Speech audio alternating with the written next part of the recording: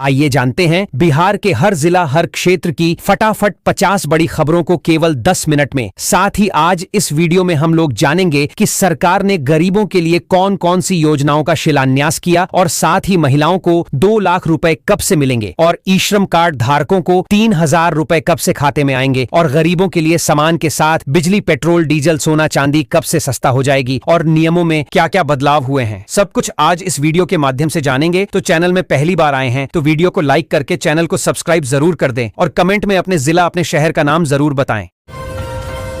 मुख्यमंत्री महिला रोजगार योजना के तहत 28,000 महिलाओं को मिली 10-10 हजार रुपये की सहायता के उपयोग का आकलन करने के लिए व्यापक सर्वेक्षण शुरू हुआ है। जीविका कर्मी मोबाइल ऐप के जरिए लाभुक महिलाओं से उनके व्यवसाय, आय और चुनौतियों की जानकारी जुटा रहे हैं। नीतीश कुमार के राज्यसभा जाने के फैसले से बिहार की राजनीति में एक बड़ा बदलाव आने वाला है।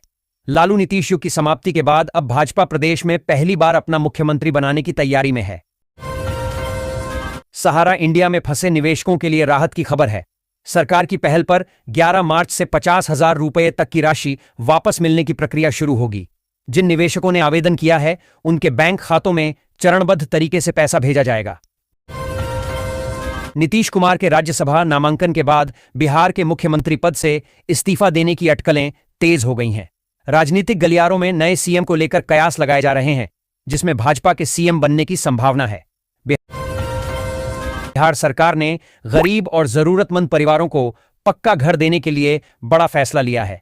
राज्य के पात्र लोगों को घर निर्माण के लिए 1,20,000 रुपये की आर्थिक सहायता दी जाएगी। संबंधित विभागों को सख्त निर्देश जारी किए गए हैं कि लाभार्थियों को समय पर राशि उपलब्ध कराई जाए। मुख्यमंत्री नीतीश कुमार के कार्यकाल में महिला सशक्तिकरण और आधारभूत संरचना में उल्लेखनीय विकास हुआ। उन्होंने पंचायती राज में महिलाओं को 50% आरक्षण दिया, बालिका साइकिल योजना शुरू की और जीविका समूहों से 1 करोड़ से अधिक महिलाओं को जोड़ा। बिहार सरकार ने किसानों को सिंचाई सुविधा देने के लिए सोलर पंप योजना को बढ़ावा दिया है। अब किसानों को सोलर पंप लगाने पर 90% तक सब्सिडी दी जाएगी। विभाग को सख्त निर्देश दिए गए हैं कि पात्र किसानों को योजना का लाभ जल्द दिया जाए। 15 मार्च से पहले बिहार के किसानों को पीएम किसान योजना की 22वीं किस्त भेजी जाएगी। इस किस्त के तहत पात्र किसानों के बैंक खातों में 3,000 रुपये की राशि ट्रांसफर की जाएगी। सरकार ने अधिकारियों को समय पर भुगतान सुनिश्चित करने का निर्देश दिया है। ईरान और इजराइल के बीच बढ़ते तनाव और संभावित युद्ध के कारण अंतर्राष्ट्रीय बाजार में कच्चे तेल और गैस की कीमतों में तेजी आ सकती है। इसका असर भारत पर भी पड़ेगा। बिहार में घरेलू एलपीजी गैस सिलेंडर की कीमत करीब 100 रुपये तक बढ़ने की आशंका जताई जा रही है। नीतीश कुमार ने राज्यसभा के लिए नामांकन दाखिल किया, जिससे बिहार में उनके मुख्यमंत्री कार्यकाल का अंत तय हो गया है। अब भाजपा नई सरकार बनाएगी और अगले मुख्यमंत्री का चयन करेगी। बिहार सरकार ने आम लोगों को राहत देने के लिए दवाइयों की कीमत कम करने का फैसला लिया है। अब कई जरूरी दवाइयां 30 से 40% तक सस्ती मिलेंगी। सरकार ने संबंधित विभागों को सख्त निर्देश दिए हैं ताकि गरीब मरीजों को सीधा लाभ मिल सके। ईरान और इजराइल के बीच बढ़ते तनाव और जंग की आशंका के कारण अंतर्राष्ट्रीय बाजार में कच्चे तेल की कीमतों में उछाल देखा जा रहा है। इसका असर भारत पर भी पड़ सकता है। बिहार में पेट्रोल और डीजल के दाम करीब 20 रुपये तक बढ़ने की संभावना जताई जा रही है।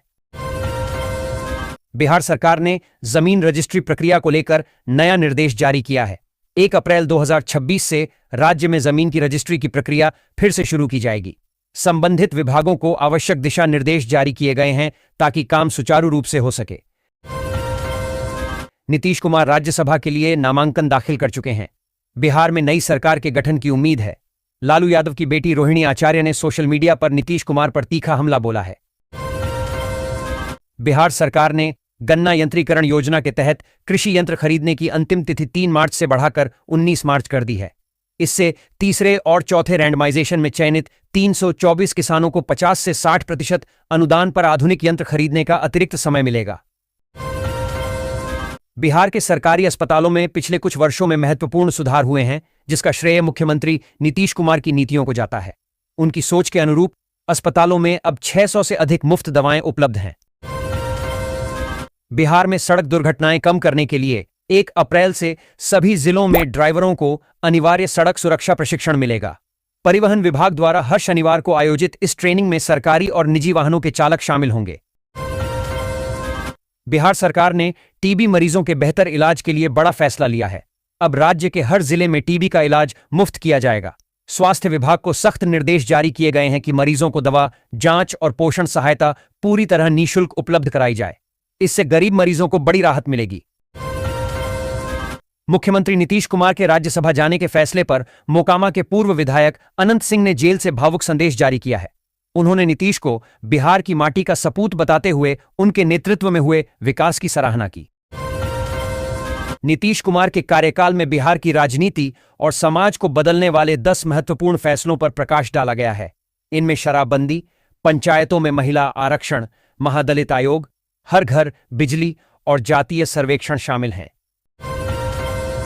यह इकाई ग्रामीण स्वास्थ्य मुद्दों, विशेषकर आनुवंशिक रोगों पर शोध करेगी। इसका उद्देश्य ग्रामीण क्षेत्रों में बीमारियों का स्थानीय स्तर पर अध्ययन करना, जागरूकता फैलाना और आधुनिक स्वास्थ्य देखभाल तकनीकों को पहुंचाना है। इग्नू ने जनवरी 2026 सत्र के लिए ओडीएल और ऑनलाइन प्रोग्राम में नामांकन की अंतिम तिथि 15 मार्च तक बढ़ा दी है। इससे उन छात्रों को राहत मिलेगी जो आवेदन नहीं कर पाए थे। हालांकि कुछ सर्टिफिकेट और सेमेस्टर आधारित कार्यक्रम इस विस्तार में शामिल नहीं हैं। मुख्यमंत्री नीतीश कुमार के राज्यसभा जाने के फैसले से राजनीतिक हलचल तेज हो गई है। उनकी बहन इंदु ने कहा कि उनके बिना बिहार खाली लगेगा, जबकि बहनोई अनिल कुमार ने राज्य के विधवा होने की बात कही। जदयू कार्यकर्ताओं ने भी विरोध प्रदर्शन किया। मुख्यमंत्री नीतीश कुमार ने 2025 के लिए अपनी संपत्ति का विवरण सार्वजनिक किया है। घोषणा के अनुसार उनके पास 20,552 नकद और बैंक खातों में लगभग 57,000 रुपए हैं। नीतीश कुमार बिहार के मुख्यमंत्री पद से इस्तीफा देकर राज्यसभा जाने की तैयारी में हैं। उनका मुख्यमंत्री सफर मार्च 2000 में शुरू हुआ था और अब मार्च में ही समाप्त हो रहा है। यह फैसला बिहार और देश की राजनीति में बड़े बदलाव का संकेत है। तेजस्वी यादव ने राबड़ी देवी के आवास पर भाजपा पर जनता को धोखा देने और नीतीश कुमार को हाईजैक करने का आरोप लगाया। उन्होंने नीतीश कुमार के प्रति सहानुभूति व्यक्त की, कहा कि भाजपा ओबीसी और सामाजिक न्याय के नेताओं को आगे नहीं बढ़ने देना चाहती। बिहार बोर्ड की मैट्रिक और इंटरमीडिएट परीक्षाओं की उत्तर पुस्तिकाओं का मूल्यांकन होली के बाद तेज हो गया है। इंटर की 30% कॉपियां जांची जा चुकी हैं, जबकि 2 लाख से अधिक का मूल्यांकन बाकी है। मैट्रिक की कॉपियों की जांच भी शुरू हो गई है। मुजफ्फरपुर में 14,075 छात्रों का डेटा त्रुटिपूर्ण पाया गया है, जिसमें उपस्थिति प्रतिशत और नामांकन विवरण गलत हैं। लेखा योजना डीपीओ ने संबंधित विद्यालयों को 24 घंटे के भीतर ई शिक्षा कोष पोर्टल पर सुधार कर त्रुटिरहित डेटा अपलोड करने का निर्देश दिया है। ईरान इजराइल अमेरिका तनाव के कारण खाड़ी देशों में गंभीर स्थिति है। कतर में मिसाइल और ड्रोन हमलों से दहशत का माहौल है, जहां अररिया के तबरेज ने अपनी आंखों से हमले देखे। कामकाज ठप है और भारतीय नागरिक भयभीत हैं। मुख्यमंत्री नीतीश कुमार के राज्यसभा नामांकन के साथ ही बिहार में नई सरकार के गठन की चर्चा तेज हो गई है। इसे नीतीश की गरिमापूर्ण विदाई के रूप में देखा जा रहा है, जो अपनी इच्छा से राज्यसभा जा रहे हैं। 2 दशकों से अधिक बिहार की राजनीति के केंद्र रहे नीतीश कुमार अब राज्यसभा नामांकन के साथ राज्य की राजनीति से विदा ले रहे हैं। उनके 20 साल के कार्यकाल में बिहार ने कई महत्वपूर्ण विकास देखे हैं। बिहार के मुख्यमंत्री नीतीश कुमार ने राज्यसभा के लिए नामांकन दाखिल किया है। केंद्रीय मंत्री गिरिराज सिंह ने कहा कि नई सरकार नीतीश कुमार के नेतृत्व में बनेगी और उन्हीं की मर्जी से नया मुख्यमंत्री बनेगा। पटना के बांकीपुर बस स्टैंड पर जल्द ही 5 सितारा ताज होटल का निर्माण होगा। पर्यटन विभाग और सारगा होटल प्राइवेट लिमिटेड ने पीपीपी मॉडल के तहत समझौता किया है। आईएचसीएल समूह द्वारा विकसित यह 500 कमरों वाला होटल जनवरी 2030 तक चालू हो जाएगा। मुख्यमंत्री नीतीश कुमार के राज्यसभा जाने की चर्चा के बाद बिहार की राजनीति में मुख्यमंत्री पद को लेकर हलचल तेज है। भाजपा नए प्रयोग के तहत अति पिछड़ा वर्ग या गैर यादव ओबीसी से किसी चेहरे को सीएम बना सकती है। बिहार की राजनीति में नीतीश कुमार का सफर 2000 से 2025 तक 10 बार मुख्यमंत्री बनने के साथ बेहद उतार चढ़ाव भरा रहा है। उन्होंने विभिन्न राजनीतिक गठबंधनों के बीच सत्ता में अपनी मजबूत पकड़ बनाए रखी। बिहार में राज्यसभा की 5 सीटों के लिए कुल 6 प्रत्याशियों ने नामांकन पत्र दाखिल किए।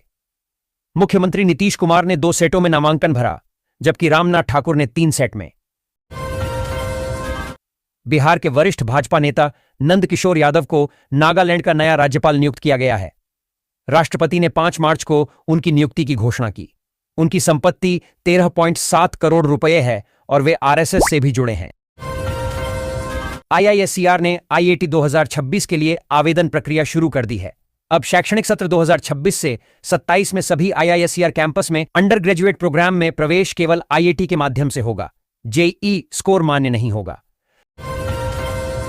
राष्ट्रपति द्रौपदी मुर्मू के आदेश पर देश के कई राज्यों और केंद्र शासित प्रदेशों में संवैधानिक बदलाव हुए हैं। बिहार, पश्चिम बंगाल और तमिलनाडु सहित कई जगहों के राज्यपाल और उपराज्यपाल बदले गए हैं। भारतीय जनता पार्टी ने राज्यसभा चुनाव के लिए बीजेपी के राष्ट्रीय अध्यक्ष नितिन नवीन को भी अपना प्रत्याशी बनाया है। नितिन नवीन के पास एक स्कॉर्पियो और एक इनोवा क्रिस्टा कार है। मुख्यमंत्री नीतीश कुमार के राज्यसभा जाने की घोषणा से वे बिहार के 5वें ऐसे नेता बन जाएंगे जिन्होंने चारों सदनों, लोकसभा, राज्यसभा, विधानसभा और विधान परिषद की सदस्यता हासिल की है।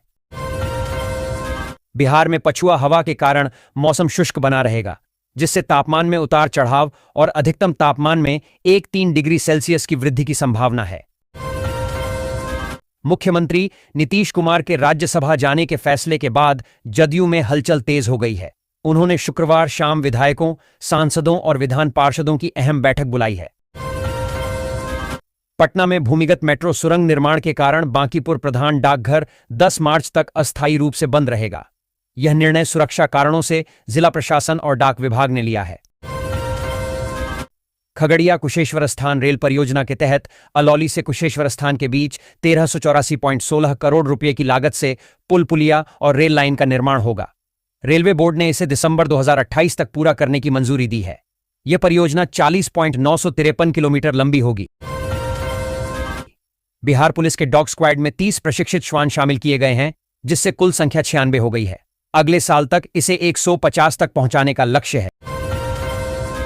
होली के रंगों ने पटना में 150 से अधिक लोगों को प्रभावित किया, जिससे आंखों में चोट, संक्रमण और जलन की शिकायतें आईं। इंदिरा गांधी आयुर्विज्ञान संस्थान और राजेंद्र नगर नेत्रालय में 5 मरीजों की कॉर्निया पर असर देखा गया, जिनमें केमिकल रंगों का उपयोग भी शामिल था। नीतीश कुमार के राज्यसभा नामांकन के बाद बिहार की राजनीति में गर्माहट आ गई है।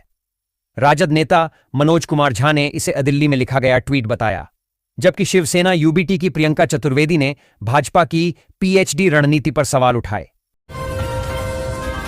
ईरान इजरायल अमेरिका संघर्ष के कारण खाड़ी देशों में काम कर रहे सिवान के सैकड़ों लोगों के परिजन चिंतित हैं।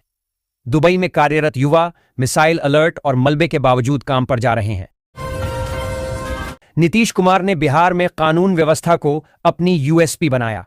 2005 में सत्ता संभालने के बाद उन्होंने अपहरण, उद्योग और संगठित अपराध पर लगाम लगाई, राज्य को माओवाद से मुक्त किया और पुलिसिंग में कई सुधार किए, जैसे स्पीडी ट्रायल, पुलिस भर्ती, शराबबंदी और डायल 112 सेवा। राजद नेता रोहिणी आचार्य ने मुख्यमंत्री नीतीश कुमार के राज्यसभा नामांकन और बिहार की बदलती सियासत पर तीखा तंज कसा है। उन्होंने सोशल मीडिया पर कविता के माध्यम से बिना नाम लिए नीतीश कुमार और भाजपा पर निशाना साधा। होली के बाद यात्रियों की बढ़ती भीड़ को देखते हुए दानापुर रेल मंडल ने विशेष तैयारी की है। पटना और दानापुर स्टेशनों पर होल्डिंग एरिया बनाए गए हैं। नीतीश कुमार जल्द ही बिहार के मुख्यमंत्री पद से इस्तीफा देंगे और राज्यसभा जाएंगे। 21 साल पहले लोकसभा सांसद रहते CM बने नीतीश ने राज्यसभा जाने की इच्छा जताई थी। NDA सहयोगियों ने उनके फैसले का सम्मान किया है। अमित शाह ने पटना में राज्यसभा नामांकन कार्यक्रम में भाग लिया। उन्होंने नीतीश कुमार के राष्ट्रीय राजनीति में लौटने और नितिन नवीन के प्रवेश का स्वागत किया।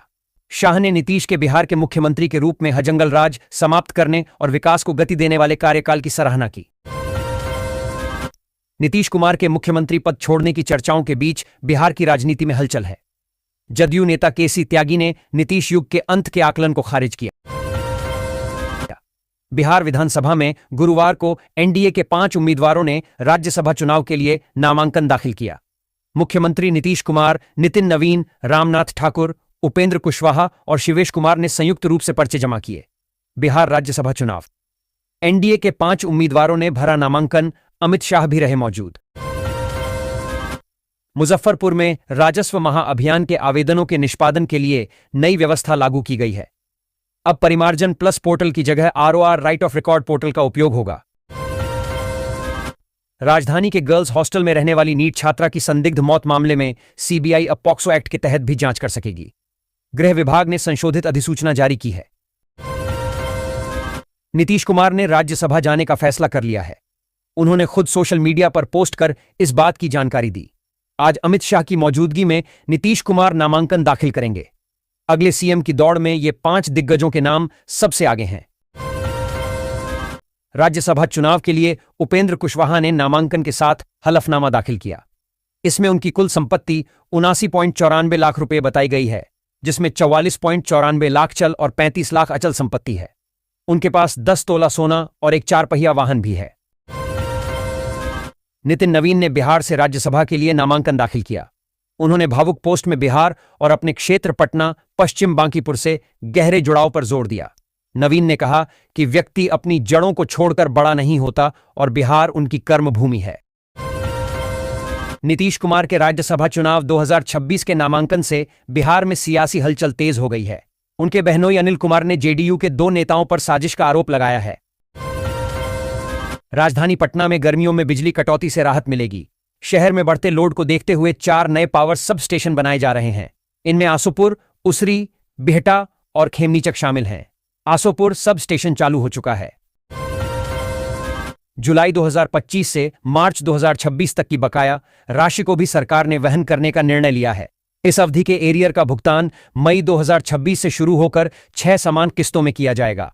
वहीं पेंशन भोगियों को जनवरी और फरवरी 2026 के लिए भी 58% की दर से महंगाई राहत डीआर दी जाएगी। चैत्र नवरात्र 19 मार्च को कलश स्थापना के साथ शुरू होगा, जो 28 मार्च को विजयादशमी के साथ समाप्त होगा। इसी के साथ हिंदू नववर्ष 2083 का भी आगाज होगा। 27 मार्च को महानवमी और रामनवमी मनाई जाएगी, जिसमें पुष्य नक्षत्र का विशेष संयोग रहेगा। अररिया पुलिस ने सरकारी वेबसाइट हैक कर अवैध आधार, पैन और अन्य प्रमाण पत्र बनाने वाले गिरोह का भंडाफोड़ किया है, जो कि हाट और पलासी में छापेमारी कर 3 आरोपी अम्मर आलम, मंटू उर्फ रोशन और संगम कुमार को गिरफ्तार किया गया। पुलिस को संदेह है कि यह नेटवर्क अन्य जिलों तक फैला है। केंद्र सरकार ने सेवानिवृत्त लेफ्टिनेंट जनरल सैयद अता हसनैन को बिहार का नया राज्यपाल नियुक्त किया है। 40 साल सेना में सेवा देने वाले हसनैन जम्मू कश्मीर में 15वीं कोर की कमान संभाल चुके हैं और हार्ट्स डॉक्ट्रिन लागू करने के लिए जाने जाते हैं। खरमास 14 मार्च 2026 से शुरू होकर 14 अप्रैल तक रहेगा। इस दौरान सभी शुभ और मांगलिक कार्यों पर विराम लग जाएगा। ज्योतिष आचार्य पंडित राकेश झा के अनुसार सूर्य के मीन राशि में प्रवेश से खरमास आरंभ होगा। खरमास में भगवान विष्णु की पूजा अर्चना और दान पुण्य करने से विशेष लाभ मिलता है। डिप्टी सीएम सम्राट चौधरी से विजय कुमार सिन्हा तक को प्रमोट किए जाने या फिर किसी छुपे रुस्तम को मौका मिलने की अटकलें चल रही हैं। चर्चा यह भी है कि भाजपा बिहार में नीतीश के बदले अपने नीतीश को सीएम बना सकती है। विकास प्रबंधन संस्थान डीएमआई पटना में post graduate diploma in management development management course 2026-28 के लिए ऑनलाइन आवेदन की अंतिम तिथि 30 अप्रैल तक बढ़ा दी गई है। मोतिहारी पूर्वी चंपारण के स्कूली छात्रों को ई शिक्षा कोष पोर्टल पर गलत डेटा सुधारने का अंतिम अवसर मिला है। शिक्षा विभाग ने नाम, पिता का नाम, आधार नंबर जैसी त्रुटियों को 10 मार्च तक ठीक करने का निर्देश दिया है। यह सुधार सरकारी योजनाओं जैसे छात्रवृत्ति और पोशाक राशि का लाभ सुनिश्चित करने के लिए आवश्यक है। केवल 75% से अधिक उपस्थिति वाले छात्रों के डेटा में सुधार होगा, जिसके बाद कोई विस्तार नहीं मिलेगा। भारतीय रिजर्व बैंक आरबीआई ने कर्नाटक के मंड्या जिले में स्थित शिमशा सहकारा बैंक नियमिता का बैंकिंग लाइसेंस स्थायी रूप से रद्द करने की पुष्टि कर दी है। कोर्ट में चल रही लंबी कानूनी लड़ाई के खत्म होने के बाद अब यह बैंक तत्काल प्रभाव से बैंकिंग से जुड़ी कोई भी गतिविधि नहीं कर पाएगा।